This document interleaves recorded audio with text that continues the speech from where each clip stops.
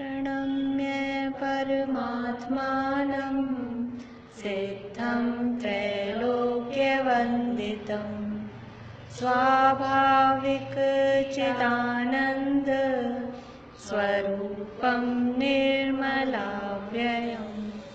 शुद्धजीवादिद्रव्याणां देशिकं च जिनेश्वरम् द्रव्यसङ्ग्रहसूत्राणां वृत्तिं वक्षे समाश्रितः जीवं जीवमदभं जिणवरवसहेण जेण नेतेष्टं देविन्दविन्दवन्दं वन्दे तं सर्वदा शिरसा कहे जीव अजीव जिनवर वृषभ ने लोक में वे वंद्य सुरपति वृंद से वंदन करूं कर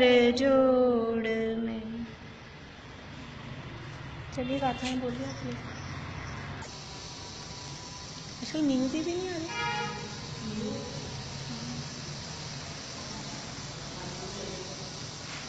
तो शादी दिन भर तो मतलब घर की शादी है क्या?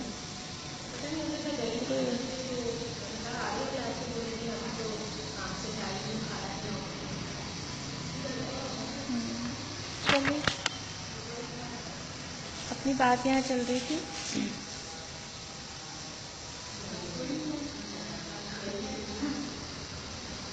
अभी मैंने पूछा ही था, मैंने नींद भी क्यों नहीं आ रही। मैं बाहर गई थी और कल वो बच्चे आ गए खाना खाने का कैसे सोचता हूँ। चलिए चौथी बात आके अपनी बात चल रही थी। इसमें चक्षु दर्शन, अचक्षु दर्शन और अवधि दर्शन। इसके बाद में केवल दर्शन की भी कल बात हो गई थी। अपने यहाँ मोक्षम प्रकाशक रखा है?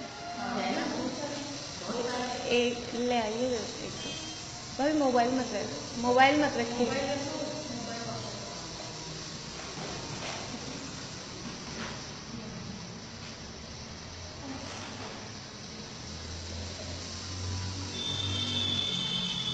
थोड़ा ये जो यहाँ जो पॉइंट्स दिए ना, अंतरंग निमित्त, बहिरंग निमित्त, फिर जो मोक्ष प्रकाशक में भी उसी टाइप से वर्णन किया, थोड़ा सा उसमें से पढ़ते हैं।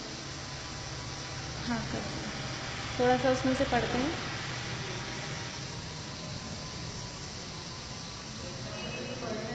नहीं इस तरफ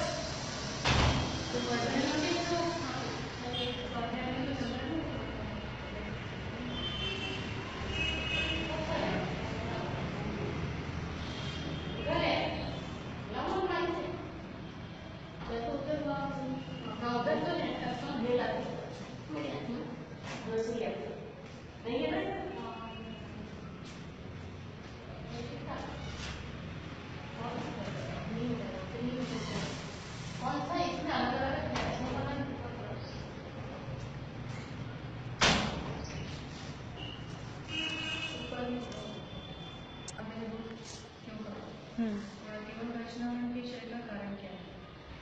इसमें यही आएगा जो सदा शुद्ध सदा आनंद आत्मा की परमात्मा करता है, उसके अनुभव के बाद से केवल दर्शन प्राप्त।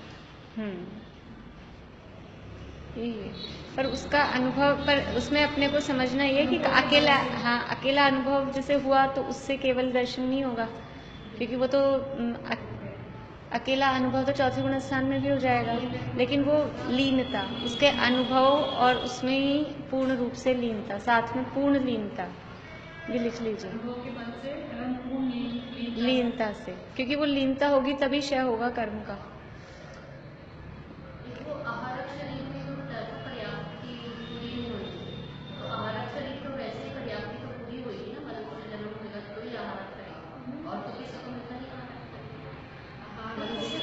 लेकिन ऐसा कहा ही नहीं आरक शरीर में पर्याप्तियाँ पूरी नहीं होती। वो इन्होंने पूछा था।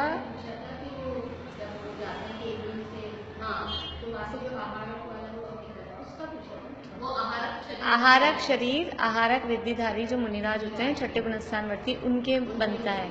तो जब वो बनता है उस समय उसको पर्याप्तियां पूरी करनी पड़ती है, वो शरीर बनने में भी। आहारक शरीर नया बनता है, ये शरीर तो औदारिक शरीर है, इसमें से वो आहारक रिद्धिधारी मुनिराज के आहारक शरीर बनता है। वो आहारक शरीर, हाँ, जब वो बनता है तब वो पर्याप्तियां पूरी होती है उसमें। वापस कहाँ, वो शरीर अलग है, ये औदारिक है, वो बन रहा है नया आहारक, तो उसको पर्याप्तियां फिर से पूरी करनी पड़ती है। फिर से नहीं बोलेंगे उसे, वो अलग ही है, वो नया ही है। फिर से तो ये हो कि औदारिक से औदारिक बने तब फिर से कहा जाए, औदारिक से औदारिक नहीं बन रहा है, वो आहारक शरीर अलग ही है। निवृत्ति अपर्याप्त तो कहलाएगा ही ना जब तक अपर्याप्तियां पूरी नहीं हो रही। हाँ, तो जब तक पूरी नहीं हुई ना, बन रहा है, जब तक वो बन रहा है तब तक वो, हाँ, अंतर्मुख का ही काल है उसका। एक ही मिला, अरे तो प्रवचन है, प्रथम भाग में कौन सा अधिकार है, दूसरा देखते हैं। चलो देखती हूँ, इसमें है तो ठीक है, नहीं तो कोई बात नहीं। नहीं, ये तो प्रवचन है, ये तो 4 भाग में है कुल तो, पर इसमें मिल जाएगा, देख लेती हूँ, इसमें मिल जाएगा तो।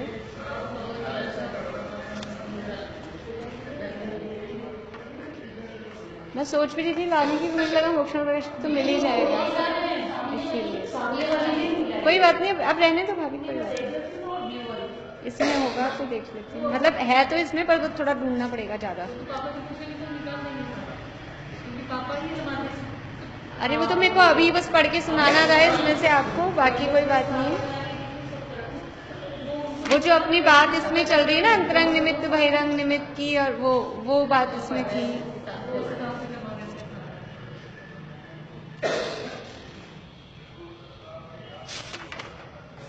इसमें क्या, वो थोड़ा थोड़ा लिखा है, फिर प्रवचन है, पूरा इकट्ठा लिखा हुआ।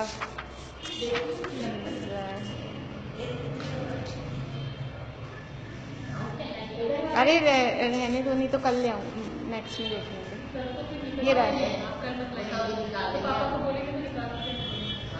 नहीं, हो गया इसमें, शायद मिल जाएगा।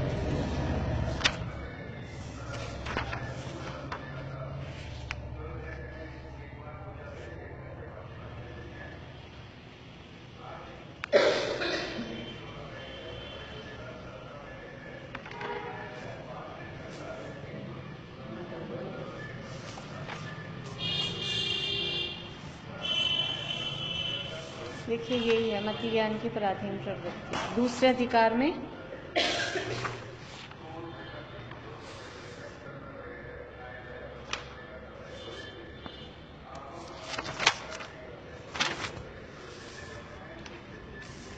मतलब वो आज मैं ये देख रही थी मोक्षण पराशर भी, तो वो बिल्कुल यहाँ जो अपने डेफिनेशंस में पॉइंट्स दिए ना,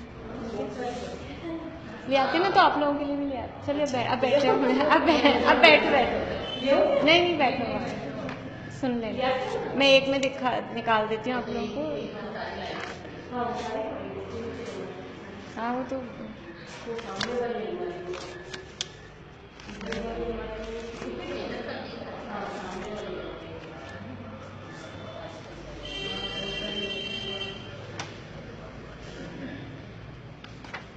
देखो, ये वाला पढ़ते हैं अपन थोड़ा सा, आप लोग देख लो, एक में से 2-3 जने जैसे। हाँ,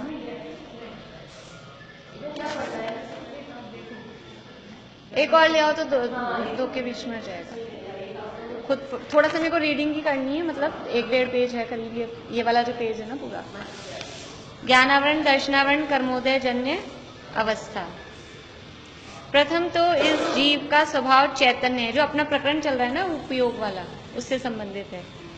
प्रथम तो इस जीव का स्वभाव चैतन्य है, वह सर्व द्रव्यों के सामान्य विशेष स्वरूप को प्रकाशित करने वाला है। चैतन्य मतलब उपयोग, और वो सामान्य विशेष, सामान्य मतलब कौन सा उपयोग, दर्शनोपयोग, और विशेष मतलब, तो वो सर्व द्रव्यों के सामान्य विशेष स्वरूप को प्रकाशित करने वाला है।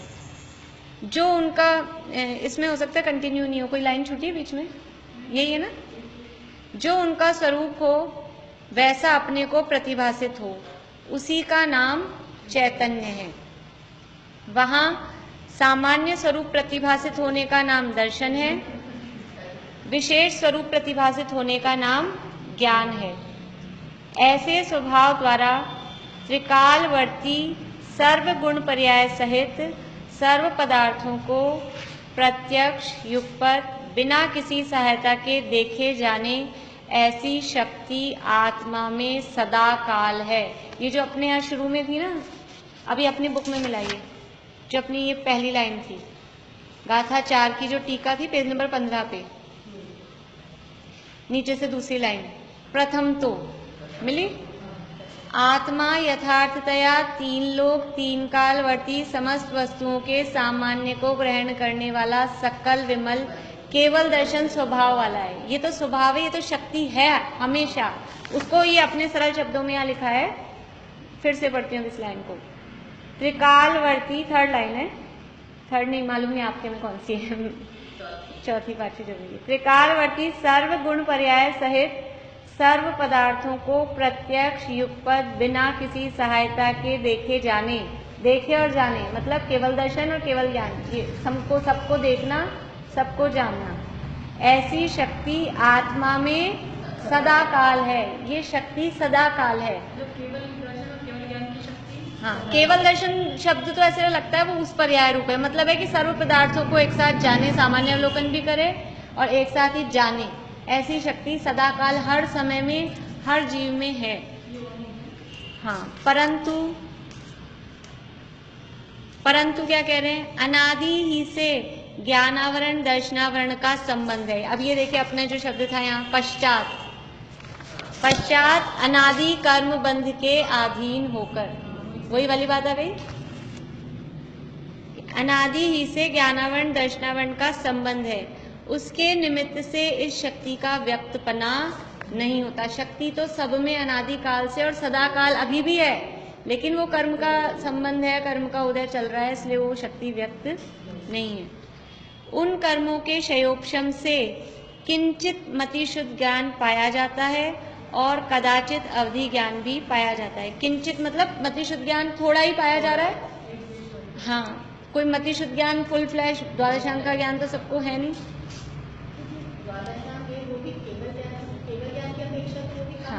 हाँ, पर वो जितना एक देश, इसलिए वो शुद्ध ज्ञान में उससे ज्यादा नहीं पाया जाता है। शुद्ध ज्ञान की अपर लेवल मतलब है वो, इसलिए उसको अपन कहेंगे कि चलो एक अपेक्षा से वो पूरा है। कदाचित अवधि ज्ञान भी पाया जाता है, अचक्षु दर्शन पाया जाता है और कदाचित चक्षु दर्शन व अवधि दर्शन भी पाया जाता है। देखिए, अचक्षु दर्शन पाया जाता है, उसके आगे कदाचित नहीं लगाया। मतिशुद्ध ज्ञान के आगे भी कदाचित नहीं लगाया। कदाचित का मतलब कभी किसी को, है ना। तो मतिशुद्ध ज्ञान के आगे कभी नहीं लगाया। वो तो क्यों? क्योंकि वो सबको पाया ही जाएगा। सबसे लोअर से लोअर भी ज्ञान की अवस्था होगी तो भी वो मतिशुद्ध ज्ञान पाया ही जाएगा। किंचित मतलब हाँ, थोड़ा भी। हाँ, और अचक्षु दर्शन के आगे भी कदाचित नहीं लगाया, क्योंकि अचक्षु दर्शन भी सभी जीवों को पाया ही जाएगा। क्यों? हाँ, क्योंकि एक इंद्रिय जन्य अचक्षु दर्शन है, वो तो पाया ही जाएगा ना, इसलिए वो तो मिनिमम पाया ही जाएगा। और कदाचित चक्षु दर्शन, अब कदाचित चक्षु दर्शन यानी वो तो जब 4 इंद्रिय होंगे उससे ऊपर वालों को ही पाया जाएगा। वह अवधि दर्शन किसको पाया जाएगा? हाँ, जो सम्यक दृष्टि और अवधि ज्ञान के धारी हैं। हाँ, पंचेंद्रिय होगा और सम्यक दृष्टि और अवधि ज्ञान का धारी भी होना चाहिए। हाँ, वो सुन लिया होगा ना रिकॉर्डिंग। ऐसा थोड़ी ना है। नहीं, देवों में भी दोनों होते हैं, नारकियों में भी। जो सम्यक दृष्टि देव हैं उनको सुअवधि है और मिथ्या दृष्टि देव है उनको कुअवधि है। ऐसे ही जो सम्यक दृष्टि नारकी हैं उनको सुअवधि है।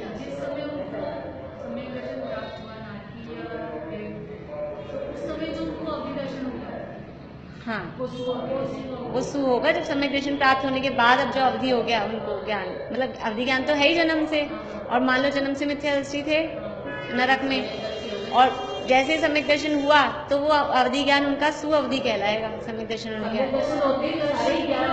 हाँ, अब जब ये अवधि ज्ञान जो हो रहा है उससे पहले अवधि दर्शन होगा।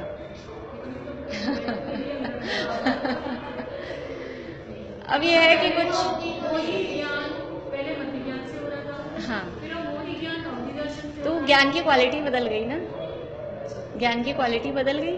पहले वो ज्ञान उल्टा चल रहा था, अब वो ज्ञान सम्यक हो गया है। अब उस ज्ञान की क्वालिटी बदलने में उसमें अवधि दर्शन काम देता है। देखिए आगे, बस यही है ना इसके मति ज्ञान की पराधीन प्रवृत्ति। और कुछ है? मति ज्ञान किसी भी ये मति ज्ञान से हाँ, मति ज्ञान मतलब ये पहला पूरा हो गया ना, इसके बाद यही हेडिंग है ना। वहाँ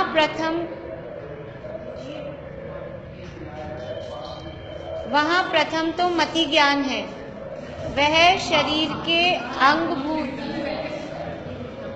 जो जीव, नासिका, नयन, कान और स्पर्शन, ये द्रव्येंद्रियां, मिल गया? हाँ, मति ज्ञान की पराधीन प्रवृत्ति। क्या हुआ, लग रही क्या? आप नीचे बैठते क्यों? आप ऊपर ही बैठा करो।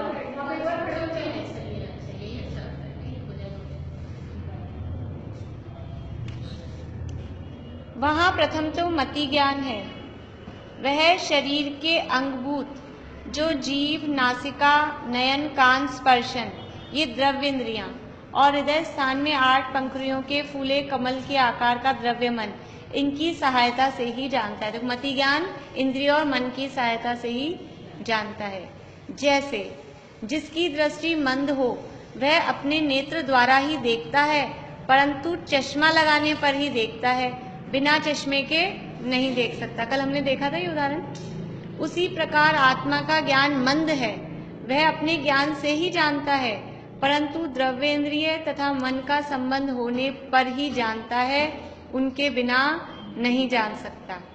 तथा जिस प्रकार नेत्र तो जैसे के तैसे हैं, परंतु चश्मे में कुछ दोष हुआ हो तो नहीं देख सकता।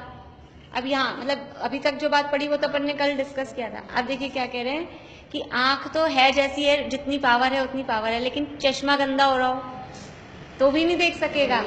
यानी एक आत्मा का ज्ञान, आत्मा का गुण है, आत्मा में जानने की शक्ति है, लेकिन उसको जानने के लिए कितनी पराधीनताएं हैं। ये कर्म का अंतरंग निमित्त, फिर बहिरंग निमित्त, उसके अलावा ये तो मतलब आंख सही हो, अंतरंग निमित्त में वो कर्म का क्षयोपशम हो, फिर ये द्रव्येंद्रिय सही हो, उसके बाद में अगर चश्मा लगा रहे हैं तो वो साफ सुथरा हो, उसके बाद में बाहर लाइट उजाला हो, कितने सारे उसमें बाहर में पराधीनताएं हैं। तथा जिस प्रकार नेत्र तो जैसे के तैसे हैं, परंतु चश्मे में कुछ दोष हुआ तो हो तो नहीं देख सकता। पहली बात, नहीं देख सकता है ना, अगर कुछ गड़बड़ हो गई तो देख ही नहीं सकेगा, या तो अथवा थोड़ा दिखता है, या फिर ऐसे हो कि थोड़ा थोड़ा दिख रहा है, एकदम क्लियर नहीं दिख रहा, या और का और ही दिखता है। 3 स्थितियां बता दी, या तो दिखे ही नहीं, या फिर कम दिखे, या फिर कुछ का कुछ ही दिख जाए।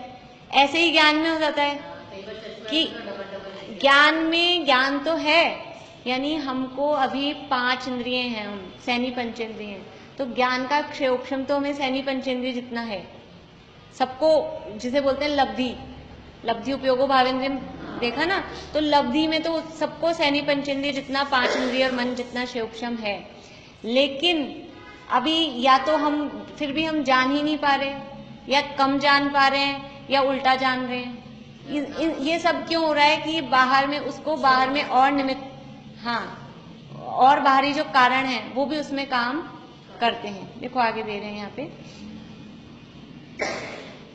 उसी प्रकार अपना क्षयोपशम तो जैसा का तैसा है, परंतु द्रव्येंद्रिय तथा मन के परमाणु अन्यथा परिणमित हुए हों तो जान नहीं सकता। क्षयोपशम तो है, लेकिन जिसकी आंख का रेटिना बिल्कुल खराब हो गया तो उसे कहेंगे कि ब्लाइंड है, अंधा है, उसको दिख ही नहीं रहा, बिल्कुल नहीं दिख रहा। क्षयोपशम सैनी पंचेंद्रिय वाला है, 3 इंद्रिय नहीं है, मनुष्य है, तो आंख से जानने योग्य पंचेंद्रिय का क्षयोपशम है, लेकिन आंख बिल्कुल खराब है तो दिखेगा ही नहीं। अथवा थोड़ा जानता है, या फिर जैसे हम लोग हैं, चश्मा लगा के जान रहे हैं तो बहुत ज्यादा दूर का नहीं जान पाते, या बहुत ज्यादा पास का नहीं जान पाते, तो थोड़ा जानते हैं। अथवा और का और जानता है, या फिर किसी की आंख में ऐसी खराबी हो गई, एक के दो दिखते हैं, ऐसा भी होता है ना, कुछ का कुछ दिखता है, या जो जैसे टेढ़ा देखते हैं, इस तरह की आंख में प्रॉब्लम होती है, अथवा और का और जानता है। तो हमारे साथ भी ऐसा ही हो रहा है कि हम या तो जान ही नहीं रहे, या कम जान रहे हैं, या फिर उल्टा जान रहे हैं, वस्तु स्वरूप जो है उससे उल्टा जान रहे हैं। क्योंकि द्रव्य इंद्रिय तथा मन रूप परमाणुओं के परिणमन को और मति ज्ञान को निमित्त नैमित्तिक संबंध है। ये मति ज्ञान का और बाहर में इंद्रिय आदियों का, इनका निमित्त नैमित्तिक संबंध है। ये भी सही हो, ये भी हो और ये भी हो, दोनों का मिलाप मिले तब जाके वो जानना होता है।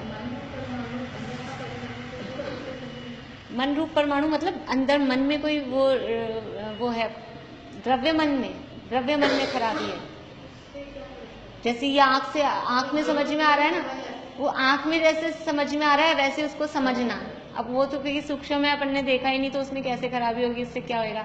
ये आंख नाक कान का समझ में आ जाता है ना अपने को कि अगर इसमें खराबी है वो हाँ, वो जो विचार है वो तो हम भाव मन की अपेक्षा है, जैसे कहते हैं ना इनका मन काला, तो वो तो परिणामों की अपेक्षा लाते हैं, इनके भाव खराब है, परिणाम खराब है। हाँ, लेकिन ये तो द्रव्य मन में ही कुछ फॉल्ट है। जैसे द्रव्य इंद्रिय में फॉल्ट होने पर हमें ज्ञान नहीं होता है, वैसे द्रव्य मन में भी फॉल्ट होने पर वो कुछ का कुछ या ज्ञान नहीं होता।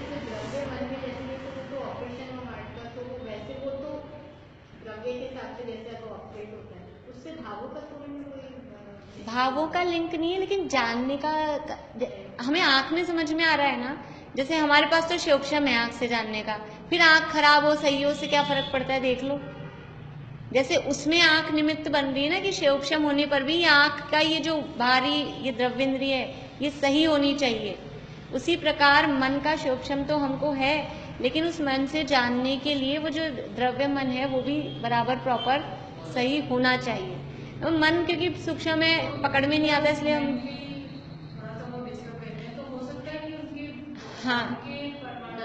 हाँ वो द्रव्य मन में कुछ हाँ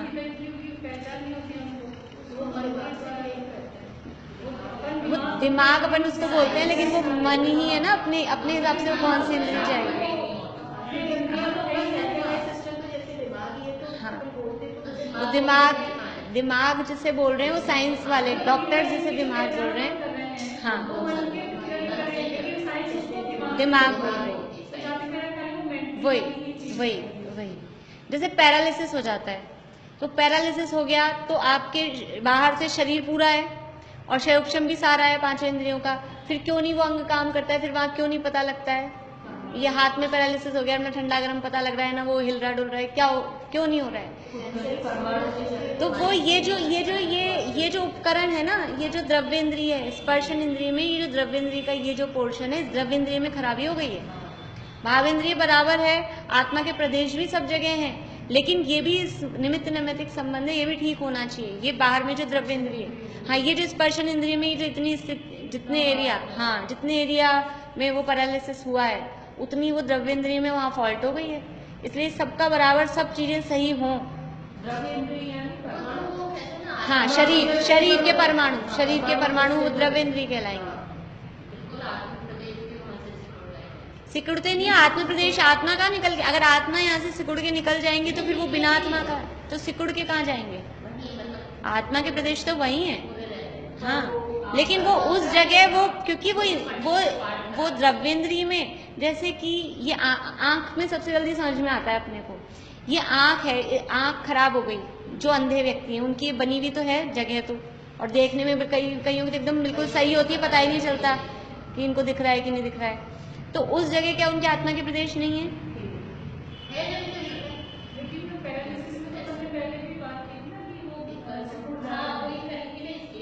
नहीं, सिकुड़ते नहीं है,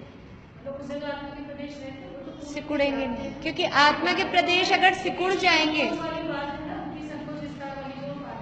देखो अपन इतने भी लोग हैं कि जैसे नीचे का पूरा हिस्सा पैरालिसिस हो गया, नीचे का पूरा, तो अगर आत्मा के प्रदेश पूरे सिमट के आ जाएंगे, लॉजिक से सोचें कि अगर आत्मा के प्रदेश तो सिमट गए वहां से, तो वो जब आत्मा के प्रदेश जिस जगह से निकल जाते हैं वो बिल्कुल ही कैसा, हाँ डेड बॉडी वो सड़ नहीं जाएगा, मतलब वो एरिया भाई आत्मा के प्रदेश पूरे अगर पूरे खिंच के अगर ऊपर आ जाएंगे नहीं, और एक बात और थी उसमें, फिर वो दर्द बहुत ज्यादा, जैसे जरा सा हिल गया कर गया।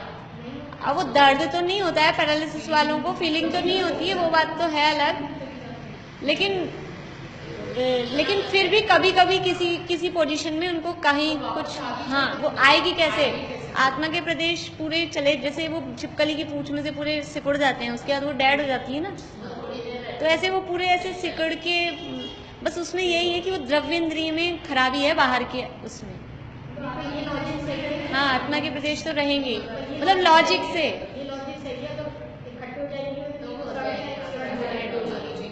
भाई जिस जगह आत्मा के प्रदेश नहीं है वो डेड, जैसे अपनी डेड स्किन हो जाती है, जैसे बालों में आत्मा के प्रदेश नहीं है तो वो उससे वो जहाँ कुछ जगह आत्मा के प्रदेश नहीं, पैरों में जो मोटी स्किन हो जाती है, डेड स्किन बोलते हैं, तो कोई फर्क नहीं पड़ता। तो ऐसे इतना पूरा एरिया ऐसा हो जाएगा और फिर महीनों तक चलता है, सालों तक चलता है, तो कैसे वो चलेगा काम, क्योंकि खाना पीना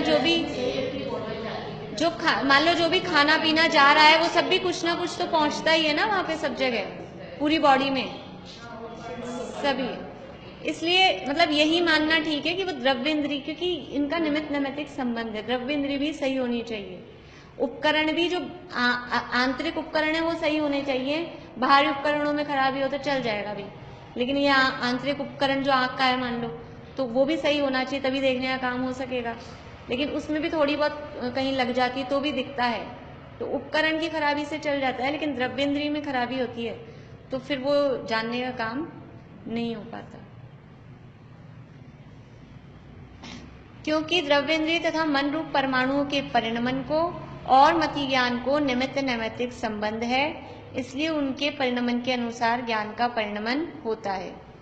उसका उदाहरण, जैसे मनुष्यादि को बाल वृद्ध अवस्था में द्रव्येंद्रिय तथा मन शिथिल हो तब जानपना भी शिथिल होता है, तथा जैसे शीत वायु आदि के निमित्त से स्पर्शनादि इंद्रियों के और मन के परमाणु अन्यथा हो तब जानना नहीं होता अथवा थोड़ा जानना होता है। देखो पहला उदाहरण तो क्या दिया है, बालक वृद्ध अवस्था में इतनी ज्यादा मतलब इंद्रियों सेंसिटिव नहीं होती हैं, मन का भी इतना नहीं, तो वो पता नहीं चलता, बच्चों को भी ज्यादा पता नहीं चलता, बच्चों को पता ही नहीं चलता, बैठे रहते हैं, ठंड लग रही है, ठंडी हवा आ रही है, वहां बैठे रहेंगे और फिर नाक टपकती रहेगी, मतलब उनको ये पता नहीं चलेगा कि ठंड लग रही है हमें, मतलब हाँ अभी कल की बात है, जिनम वहाँ प्रवचन हॉल में बैठा था, मैं तो क्लास ले गई थी, वो हॉल में जाके बैठ गया था, तो तीनों तरफ के दरवाजे खुले थे, तो बहुत हवा आती है, फिर वो इतने बड़े बड़े गेट, तो वो बिल्कुल इधर बैठा था, यहाँ सामने गेट खुला था, अब मैं आई तब तक तो उसके नाक टपकना चालू हो गई, तो अब उसको यही नहीं आई कि ये मतलब गेट खुले, फिर स्वेटर तो पहन रखा था, लेकिन अब वो हवा एकदम मुंह पे पड़ेगी, तो ये बच्चों ऐसे ही बुजुर्गों को भी पता नहीं चलता है, और वो कमजोर भी होती है, जल्दी बीमार भी हो जाते हैं, बच्चे भी और बुजुर्ग भी, तो वो द्रव्येंद्रियां मन उनके शिथिल होते हैं, तो वो जानपना भी शिथिल होता है। तथा जैसे शीत वायु, ये शीत वायु का मतलब ये है कि किसी को वायु रोग हो जाता है ना, मतलब वो गैस नहीं, हाँ ठंड लग जाती नहीं, और जैसे किसी को वो ऊपर का रोग हो जाए, जैसे बोलते हैं ना भूत लग गया, ऐसा, तो वो भी ये फिर वो परमाणु अन्यथा रूप परिणमित होते हैं। देखो इसका क्या ऐसे किया है,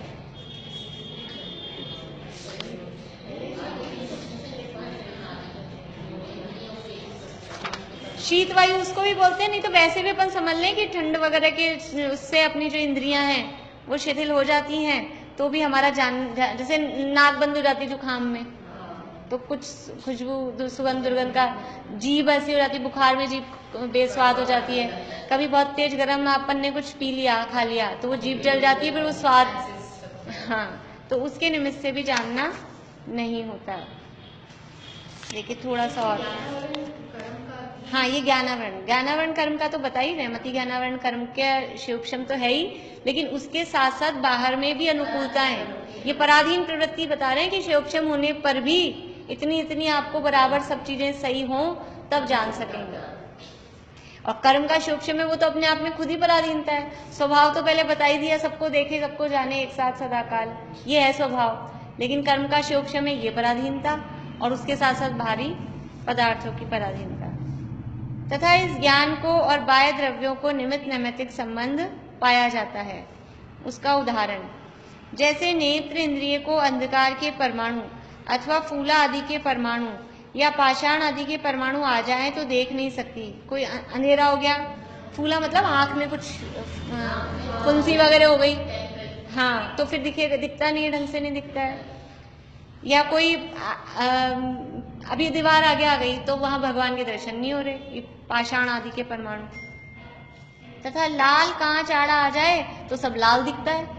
अभी अपने ग्रीन ग्रीन कांच लग रहे हैं, ये तो समझ लो अभी दिख नहीं रहा, नहीं तो कमरे का अभी यहीं ऐसा लग रहा है ना कुछ ग्रीनिश सा है, तो ऐसे लाल आ जाए तो लाल दिखता है, हरित आड़ा आ जाए तो हरित दिखता है। इस प्रकार अन्यथा जानना। अब शोक्षम तो हमारा है, लेकिन अब वो बाहर में पदार्थ जैसा आ गया, उसी के हिसाब से जानना होता है। ये निमित्त नैमित्तिक संबंध है। तथा दूरबीन चश्मा इत्यादि आड़े आ जाए तो बहुत दिखने लग जाता है। अब वो दूरबीन में पास वाला लगा लो तो पास पास दिखता है, उसको घुमा लो तो वही चीज दूर दूर दिखती है।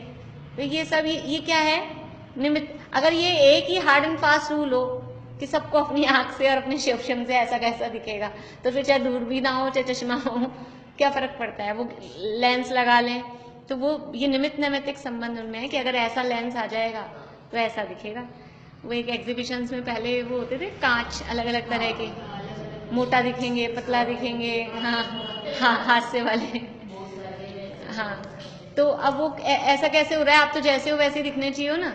अभी आजकल इसमें मोबाइल में ऐप आ गए ना, वो कैसी कैसी फोटो बना लो आप, हाँ, ब्लैक एंड व्हाइट भी, ग्रे भी, कैसी भी, और हाँ अलग अलग। तो ये सब क्या है, ये निमित्त नैमित्तिक संबंध है।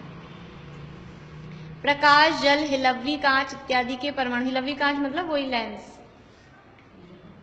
इत्यादि के परमाणु आड़े आ जाएं तो भी जैसे का तैसा दिखता है। इस प्रकार अन्य इंद्रियों तथा मन के यथासंभव जानना, मंत्रादि के प्रयोग से अथवा मदिरा पान आदि से अथवा भूतादि के निमित्त से नहीं जानना, थोड़ा जानना या अन्यथा जानना होता है। ये बता रहे मंत्रादि के प्रयोग से, कोई मंत्र का प्रयोग कर दिया, किसी ने मंत्र पढ़ दिया तो भूल ही गए, जानना ही नहीं हो रहा। हाँ, वो निमित्त नैमित्तिक संबंध है।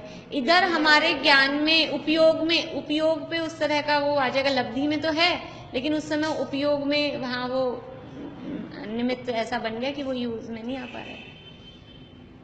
मदिरा पान आदि कर लें, शराब वगैरह पी लें तो कुछ का कुछ जानने में आता है। और भूत आदि का वो अभी जो मैं कह रही थी ना कि भूत प्रेत की बाधा हो जाए तो उल्टा सुल्टा कुछ भी समझ में आता है, अन्यथा जानना होता है। इस प्रकार यह ज्ञान बाह्य द्रव्य के भी अधीन जानना।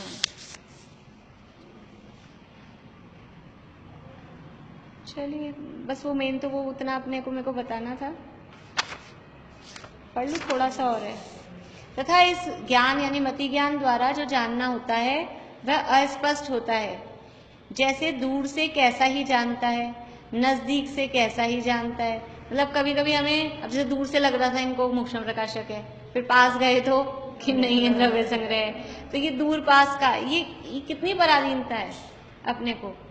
फिर तत्काल कैसा ही जानता है और बहुत काल पश्चात कैसा जानता है। अभी तो समझ में आ गया और बहुत टाइम हो जाएगा फिर पता नहीं कैसे समझ में आएगा। किसी पदार्थ को संशय रूप जाने, किसी को अन्यथा जाने तथा किसी को किंचित मात्र जाने। इस प्रकार अनेक प्रकार से निर्मल जानना नहीं होता, मतलब एकदम क्लियर जानना जो होता है वो भी इस मति ज्ञान में नहीं हो पाता। इस प्रकार यह मति ज्ञान पराधीनता सहित इंद्रिय मन द्वार से प्रवर्तता है। उन इंद्रियों द्वारा तो जितने क्षेत्र का विषय हो उतने क्षेत्र में जो वर्तमान स्थूल अपने जानने योग्य पुद्गल स्कंध हों उन्हीं को जानता है। उनमें भी अलग अलग इंद्रियों द्वारा अलग अलग काल में किसी स्कंध के स्पर्श आदि का जानना होता है। एक साथ पांचों की पांचों इंद्रियां काम नहीं करती, एक समय में एक ही इंद्रिय का विषय, जैसे हमने इसमें लिखा ना एक समय में एक ही उपयोग काम करता है। छद्मस्त का जब दर्शनोपयोग है तब ज्ञानोपयोग नहीं है, जब ज्ञानोपयोग है तब दर्शनोपयोग नहीं है। इसी तरह से जब स्पर्शन इंद्रिय जन्य है, ज्ञान है तब रसना इंद्रिय जन्य नहीं है, जब रसना इंद्रिय जन्य है तब घ्राण इंद्रिय, एक साथ नहीं होता। लेकिन वो इतना फास्ट होता है कि हमको ऐसा लगता है कि हमने जीव अभी जैसे कॉन्स्टेंटली देख रहे हैं देख रहे हैं, और सुन भी तो रहे हैं। हमने जीभ पे रखा, और वो स्पर्शन जो हुआ, हाँ गरम, अभी गरम रखा, हलवा रखा, गरम भी और मीठा भी है, दोनों एक साथ ही तो पता लगे। हाँ लेकिन वो एक साथ हमें जो छद्मस्त को जो पकड़ में आता है ना, वो असंख्यात समय में पकड़ में आता है, और यहाँ कह रहे एक एक समय में बदलता है।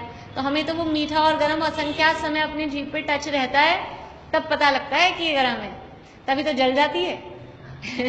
ये जलती क्यों है? क्योंकि अपने को, हाँ, असंख्यात समय बाद अपने पकड़ में आता है, फिर वो लगता है गरम है।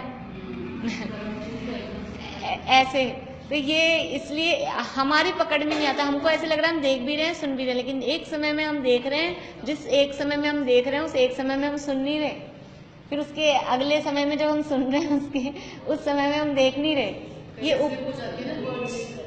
ये उपयोग एक समय में एक ही जगह लगता है, लेकिन इतनी फास्ट भागता है। ये भी सब लिखा है इसमें, तो ऐसे क्लियर लिखी है ये सारी बातें। वो कौवे का उदाहरण दिया है कि जैसे कौवे के, हाँ, गोला के दो होते हैं, वो पुतली एक होती है, वैसे ही, हाँ, ऐसे ही हमारा भी उपयोग इतनी फास्ट भागता है कि हमें पकड़ में ही नहीं आता है। हम तो पांचों इंद्रियों का एक साथ सारा, टीवी भी देखते हैं और सब्जी भी सुधार रहे हैं, कान से सुन भी रहे हैं और खाना भी खा रहे हैं, सारे काम चलते हैं, सब काम चल रहे हैं एक साथ। अभी गाड़ी ड्राइव भी कर रहे हैं, फिर भजन भी चल रहे हैं, सामने भी देख रहे हैं, इधर से सुन भी रहे हैं और मन से कुछ और विचार भी कर रहे हैं। ऐसे लगता है पांचों छह इंद्रियों के पीछे एक साथ चल रहे हैं, लेकिन ऐसा नहीं होता। और जहाँ किसी का उसमें एक जगह में उपयोग अटक जाता है, तभी तो वो एक्सीडेंट हो जाते हैं, तभी तो वहाँ गड़बड़ हो जाती है। जहाँ उपयोग वास्तव में वो चलाने में ही लग रहा है, और जहाँ वहां से भटका तो गड़बड़ हुई। कहाँ गया? उनमें ये तथा मन द्वारा अपने को किंचित, ये पढ़ लिया था क्या? नहीं। उनमें भी अलग अलग इंद्रियों द्वारा अलग अलग काल में किसी स्कंद के स्पर्श आदि का जानना होता है, तथा मन द्वारा अपने जानने योग्य किंचित मात्र त्रिकाल संबंधी दूर क्षेत्रवर्ती अथवा समीप क्षेत्रवर्ती रूपी अरूपी द्रव्यों और पर्यायों को अत्यंत स्पष्ट रूप से जानता है, अत्यंत अस्पष्ट रूप से जानता है। सो भी इंद्रियों द्वारा जिसका ज्ञान हुआ हो अथवा जिसका अनुमान आदि किया हो, उस ही को जान सकता है, तथा कदाचित अपनी कल्पना ही से असत को जानता है। मतलब मन से भी किसको जान रहा है, जान सकता है ज्यादा, कि इंद्रियों द्वारा जिसका ज्ञान हो या अनुमान किया हो, उसी को वो जान पाएगा। कदाचित अपनी कल्पना से ही कोई ऐसी चीजें जिसको कभी इंद्रियों से देखा नहीं, जाना नहीं, कदाचित कभी कभार ऐसा होता है कि असत मतलब जो है नहीं। गधे के सींग होते तो नहीं है, लेकिन अब कल्पना में बना ले कोई ऐसा चित्र, गधा बना ले, उस पर सींग बना ले, तो वो कभी कभार ही ऐसा होता है, वरना हमारे मन से भी वही विचार चलते हैं, बस जो हमारे अनुभूत हैं, पांचों इंद्रियों से हमको जो परिचय में है। जैसे स्वप्न में अथवा जागते हुए भी जो कदाचित कहीं नहीं पाए जाते, ऐसे आकार आदि का चिंतन करता है, हाँ, और जैसे नहीं है वैसे मानता है। इस प्रकार मन द्वारा जानना होता है। जैसे भूत, अभी मन से ही मान रखा है भूत कैसा होता है, कभी किसी ने देखा तो है नहीं, मन से ही हो रहा है ना सपने में भी। लेकिन वो ऐसा नहीं होता। देखो जो चीज, वो ये जरूर है कि हमने गधे के सींग कभी दुनिया में नहीं होते, लेकिन हमने गधे के सींग देखे तो वो हमको ऐसा लगता कभी नहीं हुआ। लेकिन दुनिया में गधा भी है और सींग भी है, वो दोनों तो है ना, तो बस उसको उसके सिर पे लगा दिया, ऐसा देखा। ऐसे ही जो भी हमको दिखता है दुनिया में, मान लो कोई भी दिखा, तो वो व्यक्ति है या कोई मनुष्य,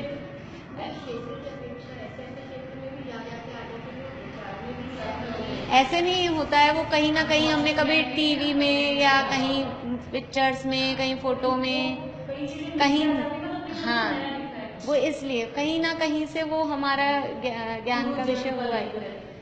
पूर्व जन्म के इतने जरूरत नहीं उसके अभी तो वो हमें ऐसा लगता है, हम तो अभी का ही भूल जाते हैं। अभी मान लो 5-6 साल अपनी क्लास चलते हुए हो गए, अभी कोई विषय ऐसा भूल जाए अपन, मान लो 6 साल पहले का, तो ऐसे लगेगा कभी पढ़ाई नहीं, पहली बार पढ़ रहे हैं, ऐसा हो सकता है ना।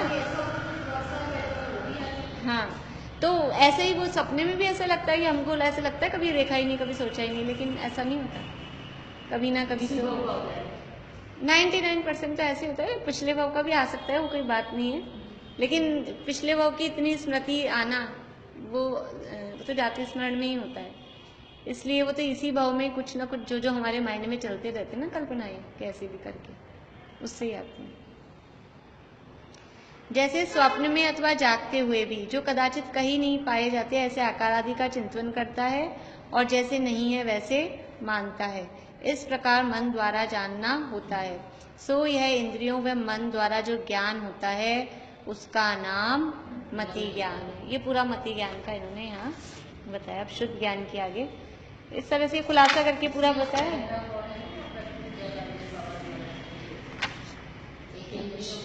अच्छा, वो इसमें नहीं दिया, इसमें अच्छा, इसमें तो वो बोर्ड में इतना ही है। अच्छा, पढ़ो आप। यहाँ पृथ्वी, जल, अग्नि, पवन, वनस्पति रूप इंद्रियों के स्पर्श का ज्ञान है। लक्षण आदि 2 इंद्रिय जीवों को स्पर्श रस का ज्ञान है। कीड़ी मकोड़ा आदि 3 इंद्रिय जीवों को स्पर्श रस गंध का ज्ञान है। भ्रमर, मक्षिका, पतंगादि 100 इंद्रिय जीवों को स्पर्श रस गंध वर्ण का ज्ञान है। मत्स्य, गाय, कबूतर इत्यादि त्रियंश और मनुष्य, देवनाथी यह पंचेंद्रिय है। इन्हें स्पर्श रस गंध वर्ण शब्दों का ज्ञान है। त्रियंशों में कई संगी होते हैं और कई असंगी। वहाँ संगियों के मध्य में ज्ञान है, असंगियों के नहीं। तथा मनुष्य, देवनाथी संगी ही है, उन सबके मध्य में ज्ञान पाया जाता है। इस प्रकार ये अपने पूरे मतलब छड़ाला में जो समझ लो, छड़ाला में तत्वार्थ सूत्र में वनस्पत्यंता नाम एकम, फिर में भी लिखा भ्रमर मनुष्यादि नाम एक। चलिए,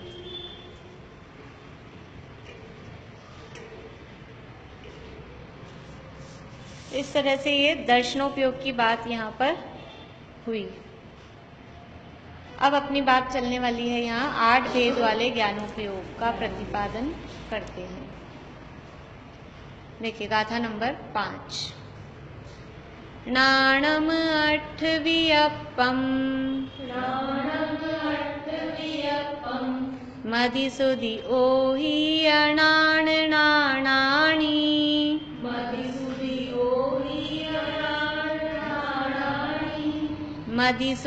ओहि अनाण नाणानि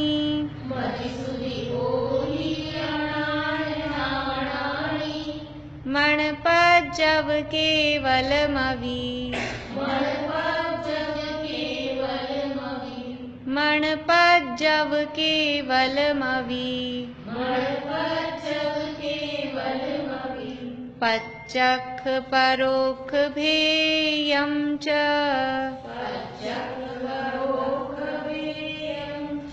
पच्चख परोक्ष भेयं च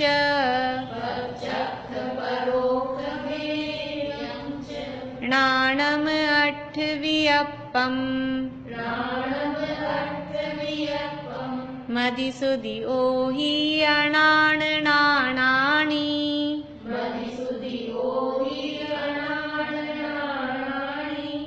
मणपज्जव केवलमवि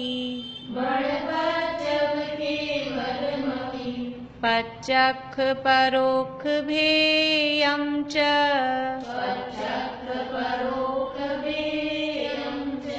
नाणम यानी ज्ञान, अट्ठवियप्पम, अट्ठ यानी 8, वियप्पम यानी विकल्प वाला है। ज्ञान 8 विकल्प वाला है। विकल्प का अर्थ क्या बताया था? भेद। तो ज्ञान 8 भेद वाला है। मदि यानी मति, सुधि यानी श्रुत, ओहि यानी अवधि।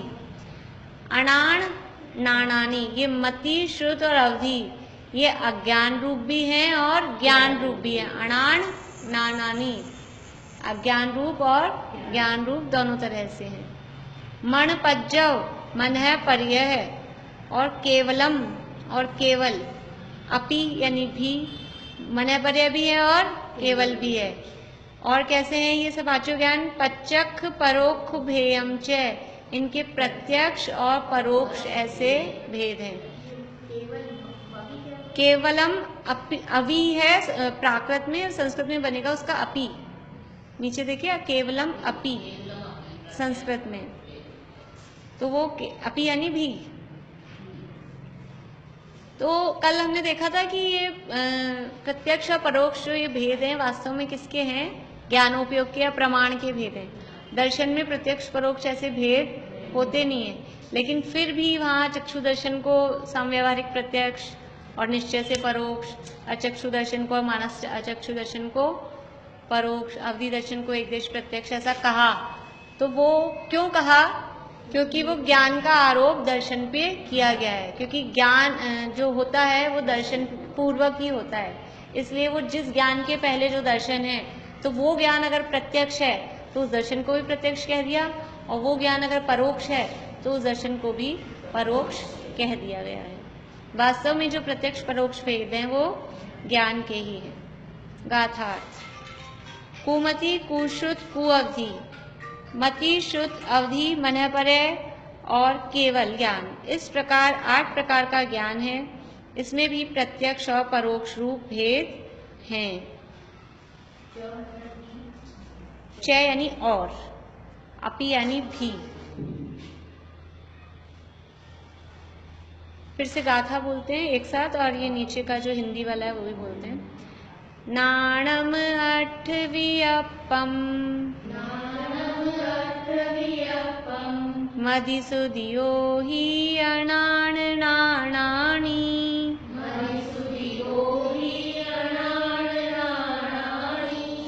मणपज्जव केवलमवि, पच्चख परोक्ष भेयं च,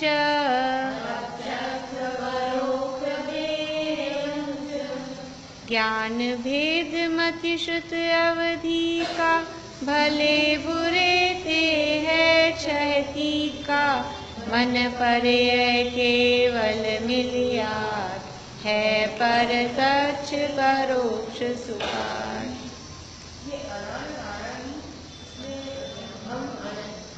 अणान यानी अज्ञान, मदिसुद ओहि अणान नाणानि,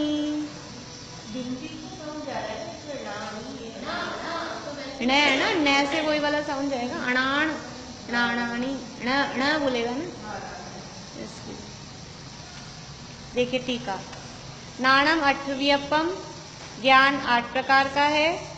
मदि सुध ओहि अणान नानानी, इन 8 भेदों में मति शुद्ध और अवधि ज्ञान, ये 3 मिथ्यात्व के उदयवश विपरीत अभिनिवेश रूप अज्ञान है, और वे ही शुद्धात्मादि तत्व के विषय में विपरीताभिनिवेश रहित बने के कारण सम्यक दृष्टि जीव को सम्यक ज्ञान है। यानी मिथ्यात्व के साथ होने वाले मति श्रुत और अवधि ज्ञान वो मिथ्या ज्ञान कहलाते हैं, कुमति कुश्रुत और कुअवधि कहलाते हैं, और सम्यक के साथ होने वाले मति श्रुत और अवधि ज्ञान वो, हाँ सू नहीं लगाए तो वो मति श्रुत और अवधि कहलाते हैं।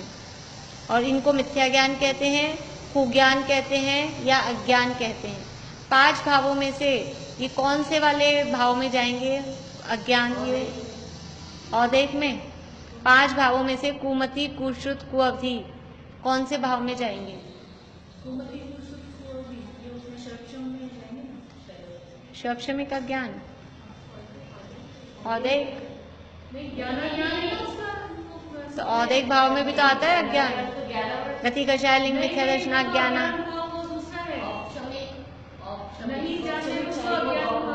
बढ़िया। ये जो अज्ञान है ये शैवक्षमिक अज्ञान है। ये शैवक्षमिक अज्ञान है, मिथ्यात्व के साथ होने वाले ये जो अज्ञान मति शुद्ध ज्ञान है ये शैवक्षमिक अज्ञान है। और औदेक भाव में जो अज्ञान का है उसका तो एक ही भेद, उसके भेद नहीं किए, और वहाँ 3 भेद किए।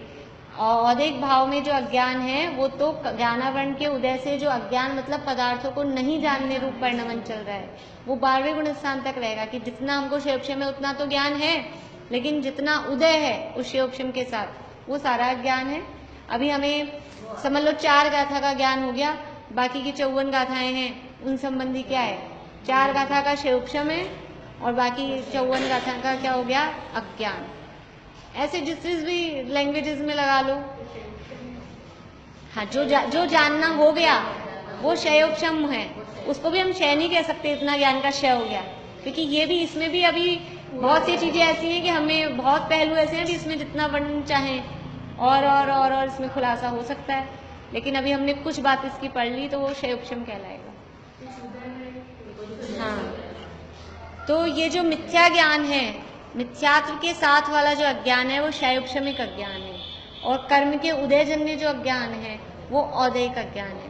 तो यहाँ जो कुमति कुर्षुत को अवधि है, ये मिथ्यात्व के साथ वाले अज्ञान की बात है। तो देखिए क्या लिखा है, मिथ्यात्व के उदयवश विपरीत अभिनिवेश। विपरीत अभिनिवेश मतलब विपरीत अभिप्राय रूप, अभिनिवेश का मतलब अभिप्राय, विपरीत अभिप्राय रूप हैं ये कुमति कुर्षुत और कुअवधि में। जो अभिप्राय मतलब मान्यता, श्रद्धा विपरीत है, इसलिए ये अज्ञान है।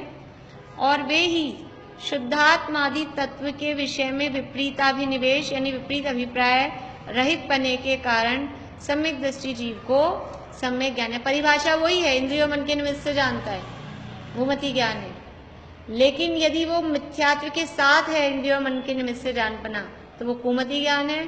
और वही इंद्रिय मन के निमित्त से जानपना सम्यक्त्व के साथ है, तो उसे मति ज्ञान या सुमति ज्ञान कहा जाता है। मने परे और केवल ज्ञान, ये दोनों मिलकर ज्ञान के 8 भेद हुए। वे प्रत्यक्ष और परोक्ष ऐसे भेद रूप हैं। अवधि और मने परे ये 2 भेद एक देश प्रत्यक्ष हैं। विभंग अवधि ज्ञान भी देश प्रत्यक्ष है। विभंग अवधि ज्ञान मतलब कुअवधि का दूसरा नाम है विभंग। कुअवधि ज्ञान को विभंग ज्ञान भी कहते हैं। केवल ज्ञान सकल प्रत्यक्ष और शेष 4 परोक्ष है। तो ये तो अपने को सब पता है, इसमें तो कुछ बताने वाली बात नहीं। अब नीचे विस्तार उसी तरह से आएगा। एक ही बात है, एक देश बोलो चाहे देश बोलो, वो एक ही बात है। और केवल ज्ञान सकल प्रत्यक्ष, ये तो मतलब हमको सारा पहले अध्याय में जो हमारा पढ़ा हुआ विषय है, आद्य परोक्षम प्रत्यक्ष मन्य, वो पूरा ये विषय वही है। अब इनकी जो डेफिनेशन जो अभी अपनी दर्शनोपयोग में चली, उसी टाइप से डेफिनेशंस चलेंगी कर्म के उदय वगैरह अंतरंग निमित्त बहिरंग निमित्त के आधार पे, वो अपन आगे लेंगे। और आप लोग गाथा बोल लो एक बार कर्म से।